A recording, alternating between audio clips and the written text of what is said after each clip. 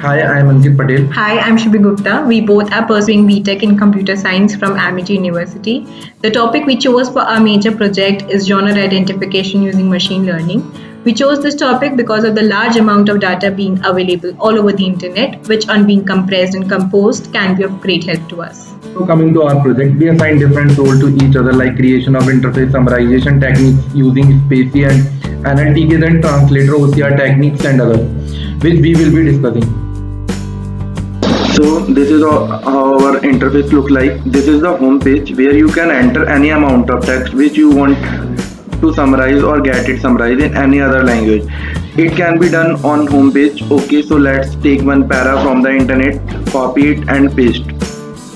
Then click on summarize. So here you got your summary. Then next we have file. Here you can copy any file address and paste it, you will get the summary. Then we have URL, copy any website URL and paste it, you will get the summary of what the website is all about.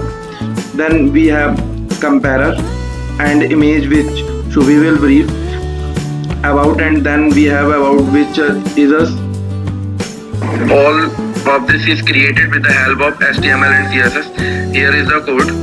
So now over to Shubhi. Okay, so I'm going to start with NLTK Summarizer.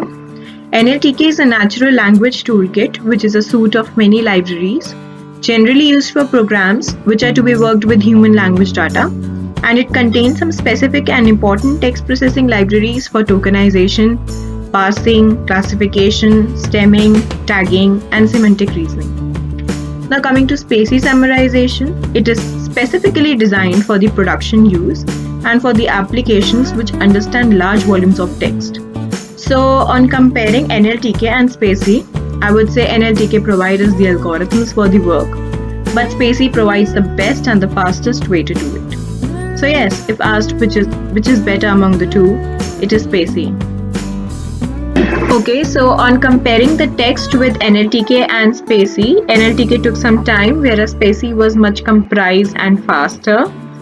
Now considering the image recognition technique, here we use certain libraries such as Tesseract and PyTesseract libraries, and the technique which we used is OCR technique, which is optical character recognition. So this is a CCTV surveillance image which we have used, and now it displays what all is written in it in the get summary box. So this is how the OCR technique works. So this is the translator, which can help you to translate the text into any language. You can just change the language preference from here, and you are ready to use just like we use Hindi.